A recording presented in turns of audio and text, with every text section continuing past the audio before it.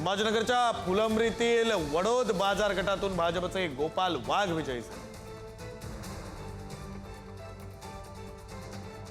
साताऱ्याच्या पाटण तालुक्यामध्ये भाजपला धक्का बसलाय। तारळे जिल्हा परिषद गटावर शिवसेनेचा झेंडा। स्वप्ना पाटील, विकास जाधव, सविता पवार विजयी झाले। पंढरपूर माळशिरस मांडवे गटातून शरद पवारांच्या राष्ट्रवादीचे गौतम माने हे विजयी झालेले आहेत। तर भाजपच्या धर्मराज माने यांचा पराभव झालेला आहे।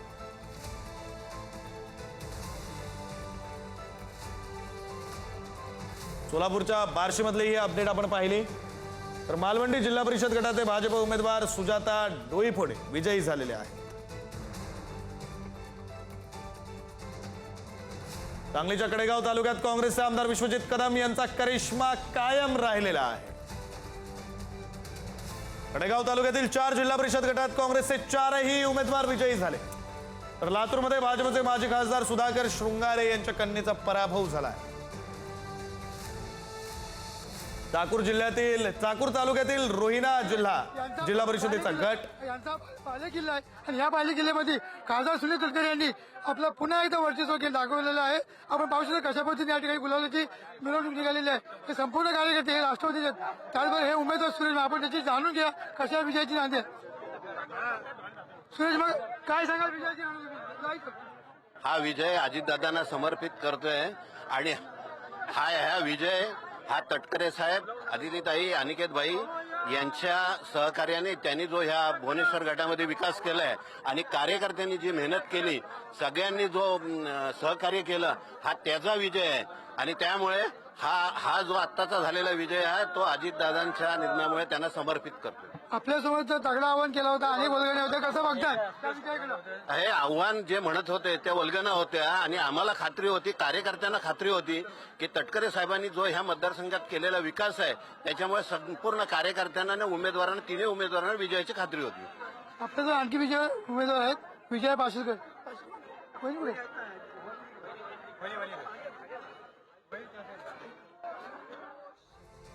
रायगडातली काही दृश्य आहेत आणि रायगडातल्या या सगळ्या प्रतिक्रिया सुद्धा आपल्यापर्यंत पोहोचतात। आपण ही सगळी दृश्य पाहतोय आणि प्रतिक्रिया सुद्धा पाहतोय। पंढरपूरच्या रोपळे झेडपीतून भाजप आमदार अभिजित पाटलांचे उमेदवार, तर पंढरपूरच्या रोपळे झेडपीतून आमदार अभिजित पाटलांचे उमेदवार गीतांजली साळुंखे विजयी झालेले आहेत। अभिजित पाटलांसाठी ही सुखद बाब। पंढरपूर रोपळे झेडपीतून आमदार अभिजित पाटलांचे उमेदवार गीतांजली साळुंखे विजयी झालेले आहेत।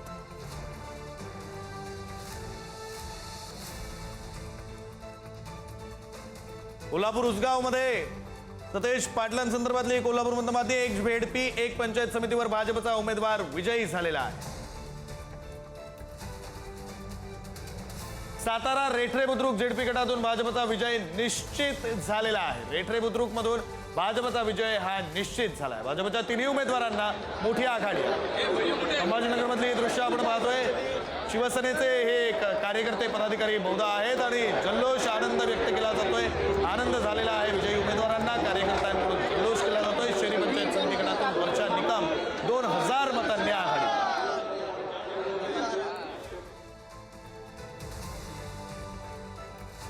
परभणी सेलूच्या रावळगाव गटात भाजपच्या डॉक्टर सविता रोडगे विजयी झाले।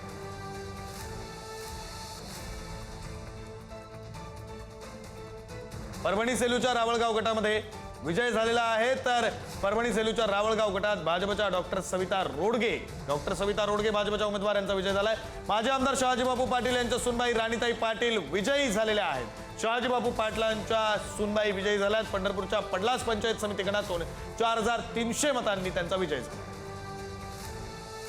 सांगोल्याच्या कडलास झेडपी गटातून शिवसेनेच्या शोभाताई खटकाळे विजयी झाल्यात। माजी आमदार शहाजीबापू पाटील यांच्या सुनबाई राणीताई पाटील यांचाही विजय झालेला आहे। पंढरपूरच्या पडलास पंचायत समिती गणातून 4300 मतांनी विजय झाला। सांगोल्याच्या कडलास झेडपी गटातून शिवसेनेच्या शोभाताई खटकाळे विजयी झाले। आपल्यासमोर जो आव्हान केला होता, आपल्यासमोर जो आव्हान होतं, आव्हान आपण स्वीकारलं होतं, कसा स्वीकारला होता, कशा पद्धतीने तुमचं नियोजन असेल पुढचं? नियोजन हे खरं तर काहीच नव्हतं. खात्री होती, कष्ट होते, मेहनत होते आणि सर्वांचं जे प्रेम होतं त्याबद्दल विश्वास होता. या होत्या विजय उमेदवार विनोद पाशीलकर या एक विजय झालेले आहेत. पुणे न्यूज, सागर जैन, रायगड. तर या विजयी उमेदवारांच्या प्रतिक्रिया सुद्धा आपण पाहिल्या. सिंधुदुर्ग जिल्ह्यामध्ये ठाकरेंच्या शिवसेनेपेक्षा अपक्ष उमेदवारांनी बाजी मारली आहे. सिंधुदुर्गात अपक्ष ठाकरेंच्या शिवसेनेच्या उमेदवारापेक्षा पुढे आहेत. 5 अपक्ष उमेदवार विजयी झालेत, तर ठाकरेंच्या शिवसेनेचे फक्त 2 उमेदवार विजयी झालेले आहेत. ठाकरेंच्या शिवसेनेचे फक्त 2 उमेदवार विजयी झालेत, तर तळ कोकणामध्ये ठाकरे सेनेची जादू ही आता ओसरली असं या निकालाच्या चित्रानंतर म्हणावं लागेल. कोकणी जनतेनं ठाकरेंच्या शिवसेनेला नाकारलंय असं हे चित्र दिसतं. सिंधुदुर्ग जिल्ह्यामध्ये ठाकरेंच्या शिवसेनेपेक्षा अपक्ष उमेदवारांनी मोठी बाजी मारली. 5 अपक्ष उमेदवार विजयी झालेत, तर ठाकरेंचे फक्त 2 उमेदवार विजयी झाले. त्यामुळे कोकणी जनतेनं ठाकरेंना नाकारलंय असं म्हणावं लागेल. लातूरमध्ये भाजपचे माजी खासदार सुधाकर शृंगारे यांच्या कन्येचा पराभव झालाय. माजी खासदाराच्या कन्येचा पराभव झालेला आहे. चाकूर तालुक्यातील रोहिणा जिल्हा परिषद गटातून सुप्रिया शृंगारे पायाळ यांचा पराभव झालाय. तर राष्ट्रवादीच्या उषा कांबळे यांचा विजय झालेला आहे. पंढरपूरच्या रोपाळे झेडपीतून आमदार अभिजित पाटलांचे उमेदवार गीतांजली साळुंखे विजयी झाले. पंढरपूरच्या रोपाळे झेडपीतून आमदार अभिजित पाटलांचे उमेदवार गीतांजली या विजयी झाले. विनय कोरेंना स्वतःच्या बालेकिल्ल्यात मोठा धक्का बसलेला आहे. विनय कोरेंना मोठा धक्का स्वतःच्या त्यांच्या बालेकिल्ल्यात बसलाय. कोल्हापूरच्या 7वे पोर्ले जिल्हा परिषदेत राष्ट्रवादीचे उमेदवार विजयी झालेले आहेत आणि त्यामुळे विनय कोरेंसाठी हा मोठा धक्का आहे. राष्ट्रवादीचे जिल्हा परिषद तसेच पंचायत समितीचे सर्व उमेदवार विजयी झालेत, त्यामुळं कोरेंसाठी हा मोठा धक्का आहे. 7वे जिल्हा परिषद मधून जयंत पाटील विजयी झाले.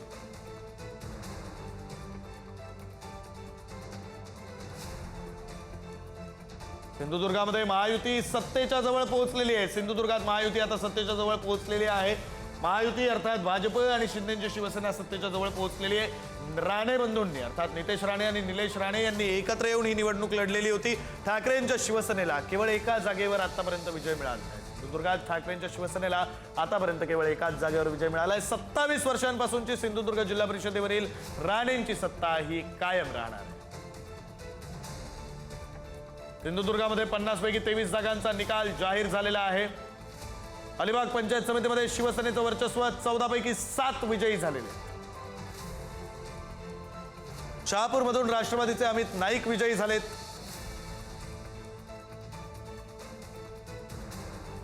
आंबेपूर शिवसेनेच्या रसिका केनी विजयी झाल्या. आवासमधून शिवसेनेचे दिलीप भोईर विजयी झाले. थळमधून मानसी दळवी विजयी झाल्यात. कोल्हापूरच्या मंगळवेढाच्या लक्ष्मी दहिवडी झेडपी गटातून भाजपच्या करुणा शिवशरण विजयी झालेल्या आहेत. सोलापूरच्या मंगळवेढाच्या लक्ष्मी दहिवडी झेडपी गटातून भाजपच्या करुणा शिवशरण विजयी झाल्यात. लक्ष्मी दहिवडी झेडपी गटातून करुणा शिवशरण सोलापूरच्या मंगळवेढ्यामधून या विजयी झाल्या.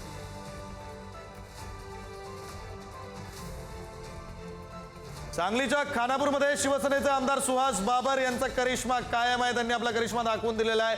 शिवसेनेचे आमदार सुहास बाबर झेडपीच्या 4 आणि पंचायत समितीच्या 8 जागांवर शिवसेना उमेदवार विजयी झालेले आहेत. 12 पैकी 12 खानापूरमधल्या जागांवर शिवसेनेचे उमेदवार विजयी झाले. नागेवाडी झेडपी गटातून बाबरांच्या वहिनी डॉक्टर शीतल बाबर यांचाही विजय झालेला आहे. खानापूर तालुक्यात भाजपला शिवसेनेकडून व्हाईट वॉश देण्यात आलेला आहे. आणि संभाजीनगरमधली लाईव्ह दृश्य आपण पुढारी न्यूजच्या टीव्ही स्क्रीनवर पाहतोय. कार्यकर्त्यांकडून सुरू असलेल्या जल्लोषाची, व्यक्त केल्या जात असलेल्या आनंदाची ही दृश्य आहेत. आपला उमेदवार जिंकला, आपला पक्ष आघाडीवर आहे, आपला पक्ष चांगली कामगिरी करतोय म्हणून कार्यकर्त्यांकडून जल्लोष साजरा केला जातोय, आनंद व्यक्त केला जातो आणि त्याच जल्लोषाची ही लाईव्ह दृश्य आपण संभाजीनगरमध्ये पाहतोय. कार्यकर्त्यांचा आनंद गगनात मावत नाहीये.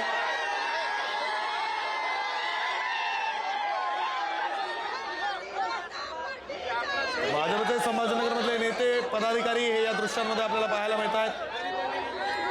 लाईव्ह दृश्य आपण पाहतोय. भाजपचे नेते, कार्यकर्ते, पदाधिकारी यांच्याकडून संभाजीनगरमध्ये जल्लोष केला जातोय आणि त्याचे हे दृश्य आहे. खरं तर भाजपनं राज्यभरामध्ये चांगली मुसंडी मारलेली आहे आणि त्यानंतर राज्यभरात भाजपचे कार्यकर्ते जल्लोष करतायत। सोलापूर जिल्हा परिषदेमध्ये भाजपची एक हाती सत्तेच्या दिशेने वाटचाल सुरू आहे। सोलापूरमध्ये भाजपनं मोठी मुसंडी मारलेली आहे। भाजपची एक हाती सत्तेच्या दिशेने वाटचाल सुरू आहे। भाजपनं जिल्हा परिषदेमध्ये बहुमताचा आकडा गाठलेला आहे। भाजप 34 जागांवर सोलापुरात आघाडीवर आहे। इंदापूरमध्ये भिगवण शेटफळगडे झेडपी गट मेघना बंडगर 14,601 मतांनी विजयी झाले। पंचायत समिती भिगवण गणामध्ये हेमा माडगे 9,241 मतांनी विजयी झाले। तर इंदापूरमध्ये भिगवण शेटफळगडे या गटातून 14,000 मतांचं लीड घेऊन उमेदवार विजयी झालेले आहेत। सोलापूर जिल्हा परिषदेत भाजपची एक हाती सत्तेच्या दिशेने वाटचाल। भाजपनं जिल्हा परिषदेत बहुमताचा आकडा गाठलाय।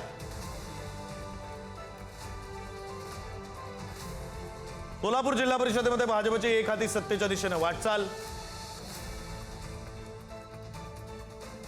भाजपनं जिल्हा परिषदेत बहुमताचा आकडा गाठलेला आहे। सोलापुरात भाजप 37 जागांवर आघाडीवर आहे।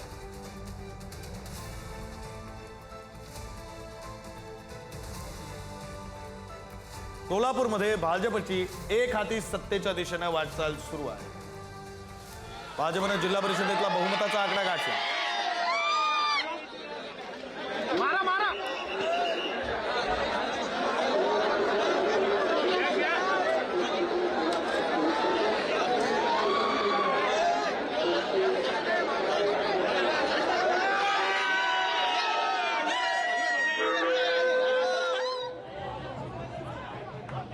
तरी पनवेलमधली काही दृश्य आपण पाहतोय। कार्यकर्त्यांकडून जल्लोष सुरू होता, काहीसा वाद झाला असावा आणि त्यानंतर पोलिसांना या सगळ्यामध्ये हस्तक्षेप करावा लागला। एका कार्यकर्त्याला पदाधिकाऱ्याला जल्लोष करताना पोलिसांनी त्याला ताब्यात घेतलेलं आहे। काहीसा वाद झाला असावा, काहीशी तणावपूर्ण परिस्थिती निर्माण झाली असावी।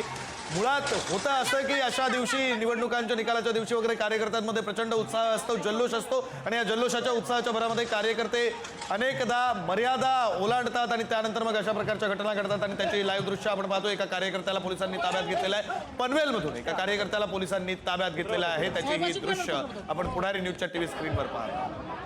चक्क पोलिसांच्या अंगावर हात उचलण्यात आलेला आहे आणि त्यानंतर या संबंधित कार्यकर्त्याला पोलिसांनी ताब्यात घेतलंय। पनवेलमधील विजयानंतर भाजप कार्यकर्त्यांचा उन्माद पाहायला मिळाला। चक्क पोलिसाच्या अंगावर कार्यकर्त्यानं हात उचलला। संबंधित कार्यकर्त्याला पोलिसांनी ताब्यात घेतलेला आहे। पनवेल मतदान केंद्राबाहेर, मतमोजणी केंद्राबाहेर आज सगळा राडा झालेला आहे। भाजप कार्यकर्त्यानं पोलिसांची कॉलर पकडली, पोलिसांवर हात उचलला, त्यानंतर पोलिसांनी या कार्यकर्त्याला ताब्यात घेतलेला आहे। आपण ही दृश्य पाहतोय, त्या कार्यकर्त्याला पोलिसांनी ताब्यात घेतलं त्यावेळेची दृश्य आहेत। निकालाच्या दिवशी विजयी उमेदवार, विजयी पक्ष यांचे कार्यकर्ते प्रचंड उत्साहात असतात, मात्र या उत्साहाच्या भरामध्ये अशी काही चूक करू नये। पोलिसांवर चक्क या कार्यकर्त्यानं हात उचलला, पोलिसांची कॉलर धरली, त्यानंतर पोलिसांनी या कार्यकर्त्याला ताब्यात घेतलेला आहे। पनवेलमध्ये भाजपच्या कार्यकर्त्यांचा विजयानंतर उन्माद पाहायला मिळतो। काही दृश्य सुद्धा समोर आलेले आहेत। पोलिसाच्या अंगावर हात उचलला। यापूर्वी आम्ही आपणास बोलताना सांगितलं होतं की महाराष्ट्रामध्ये भारतीय जनता पक्ष हा जिल्हा परिषद निवडणुकीमध्ये आणि पंचायत समिती निवडणुकीमध्ये क्रमांक 1चा पक्ष असेल। महानगरपालिका, नगरपालिका जसं आम्ही 51%च्या वर आमचे नगरसेवक निवडून आले। आज जवळपास महायुतीच्या 25 महानगरपालिकेवर भाजपचे महापौर होत आहे।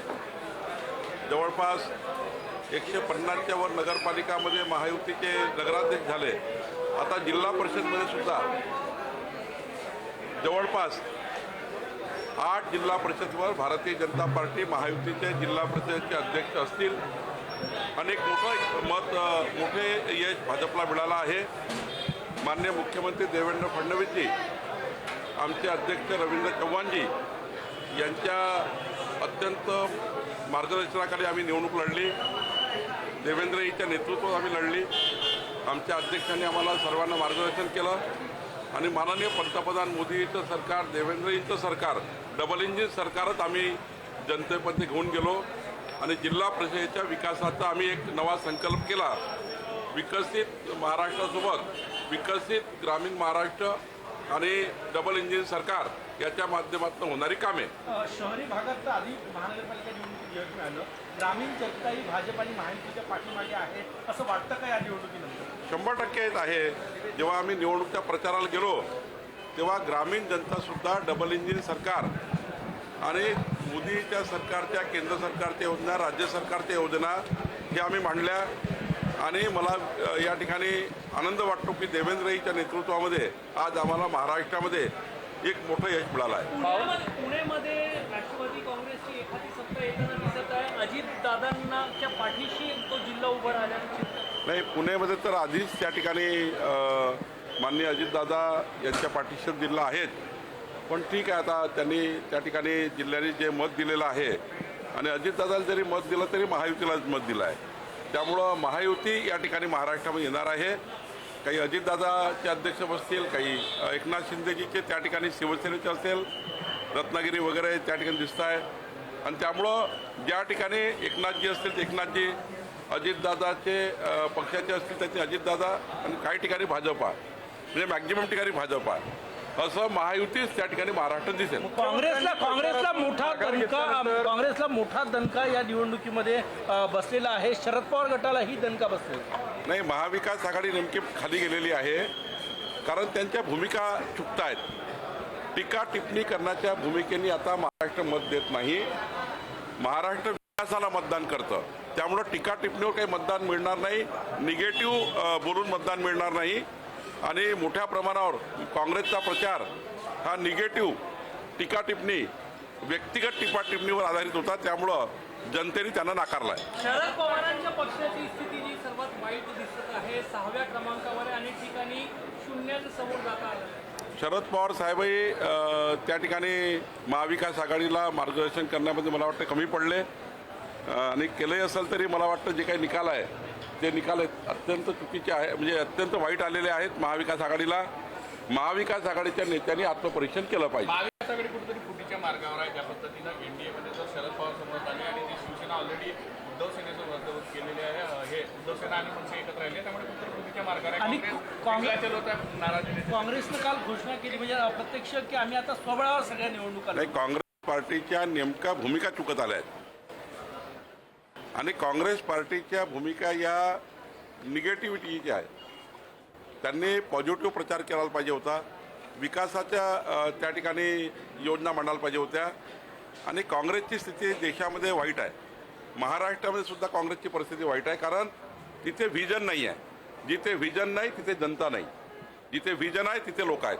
यवतमाळच्या उमरखेडमध्ये एका शाळेमध्ये काल एक गाणं वाजवण्यात आलं, जो पाकिस्तानच्या सैन्याला स्फूर्ती देण्यासाठी 1965 मध्ये रचला होता. आणि भारत विरोधी वातावरण निर्माण करण्यासाठी पाकिस्तानमध्ये तो गाणं वाजवलं जातो. तो उमरखेडच्या एका शाळेत वाजवलं गेलं. देशद्रोहासारखं एक कृती आहे. अशा देशद्रोही विचार करणाऱ्या लोकांना जेरबंद करण्याकरता आम्ही त्या ठिकाणी कारवाई करण्याची सूचना दिलेली आहेत. माननीय मुख्यमंत्र्यांनी सूचना दिलेली आहेत. आणि ज्या ठिकाणी अशा पद्धतीचं पाकिस्तान दर्जेने वर्तन ज्या शाळा करतील, जे लोक करतील, त्याला देशद्रोहासारखं त्या ठिकाणी कायदे कलमा लावून त्यांना अटक केली पाहिजे. चंद्रपूर महानगरपालिकेत उद्या महापौर पदाची निवड आहे, चुरस आहे, भाजप कसे प्रयत्न करते? नाही, भाजपने हा विचार केला आहे जर कोणी आमच्यासोबत आलं तर आम्ही ना म्हणणार नाही. पण जर नाही आलं कोणी तर आम्ही विरोधी पक्षात बसू. विरोधी पक्षामध्ये बसण्याची तयारी आमची आहे. पण भाजपसोबत येताना ठाकरे भाजपच्या सोबत आले तर त्यांच्यासोबत घ्यायचं. नाही, आता मला सांगा स्थानिक राजकारणामध्ये कोण कोणाशी जातं मला माहीत नाही. पण हे मात्र पक्का आहे की त्या ठिकाणी लोकल राजकारणामध्ये एखादी काय तिथे स्थिती आम्हाला माहिती नाही. पण आम्ही त्या ठिकाणी नाही आमचा महापौर झाला तर आम्ही विरोधी पक्षात बसू. नागपूरच्या महापौरांचा पदग्रहण सोहळा आज आहे, अमरावतीला आहे, काय सांगणार? नाही, आमचा पदग्रहण सोहळा आहे. आमच्या महापौर या ठिकाणी नीता ठाकरेजी आणि आमच्या उपमहापौर हातीबळताई या दोघांचाही पदग्रहण सोहळा आहे. मी त्यांना शुभेच्छा देतो. Thank you sir.